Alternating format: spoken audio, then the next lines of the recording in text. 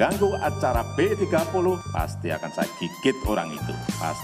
gigit orang itu. Halo guys, balik lagi bersama Nyaris Terkenal.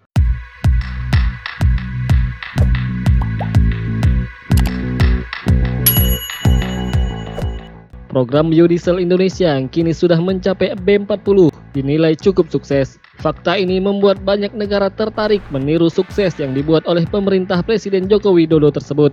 Mereka mulai ingin melakukan percepatan penggunaan biodiesel dari bahan baku minyak kelapa sawit guna menggantikan BBM dari bahan fosil. Negara-negara yang diketahui juga mulai menerapkan program biodiesel untuk konsumsi bahan bakar kendaraan dalam negeri. Mereka adalah Malaysia dan Thailand. Negeri jiran yang bersama Indonesia merupakan produsen utama minyak kelapa sawit dunia. Januari 2020 memulai program B20 secara bertahap. Langkah yang sama juga akan diikuti oleh Thailand yang juga memulai menerapkan program serupa. Rencana menerapkan penggunaan biodiesel di negara masing-masing adalah sebagai antisipasi terhadap reaksi sejumlah negara Eropa yang terlihat diskriminatif terhadap produk dari minyak nabati ini.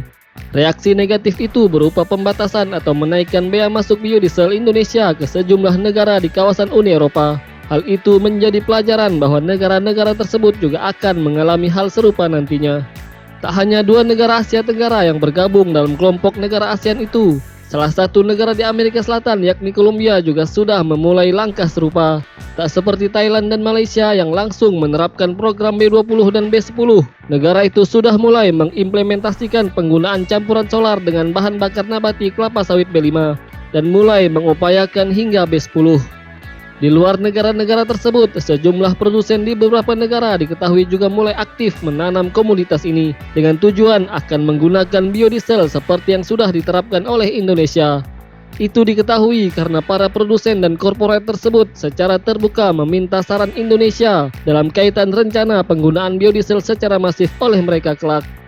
Adanya keinginan untuk meniru langkah-langkah Indonesia ini menjadi modal serta data pendukung tambahan bagi pemerintah Republik Indonesia yang secara resmi telah menggugat Uni Eropa ke WTO terkait kebijakan RED II dan ILUC yang dianggap diskriminatif terhadap produk sawit Indonesia. Pasalnya, dengan wacana penggunaan biodiesel oleh sejumlah negara tersebut secara tidak langsung ikut menepis tuduhan dan jawaban atas tuduhan kampanye hitam terkait deforestasi hutan karena tanaman kelapa sawit hanya terjadi di Indonesia. Pemerintah dalam sidang WTO tersebut tentu bisa memberi argumen jika benar kelapa sawit menjadi biang deforestasi. Mengapa hanya Indonesia yang disasar? Malaysia dan Thailand serta Kolombia harus juga dicatat sebagai negara penyebab deforestasi karena kebijakan biodiesel yang tengah mereka jalankan. Jika Uni Eropa tak menyebut negara-negara lain tersebut juga penyebab deforestasi dan kerusakan hutan, maka kesan bahwa Indonesia sengaja mendapat perlakuan diskriminatif kian terbukti. Mudah-mudahan saja pemerintah mampu membuktikan kebijakan RED II dan ILUC Uni Eropa memang untuk mendiskriminasi sawit Indonesia dan membuat WTO sampai pada keputusan bahwa Uni Eropa harus mencabut keputusan mereka, sekaligus memerintahkan izin peredaran biodiesel Indonesia di kawasan benua biru itu.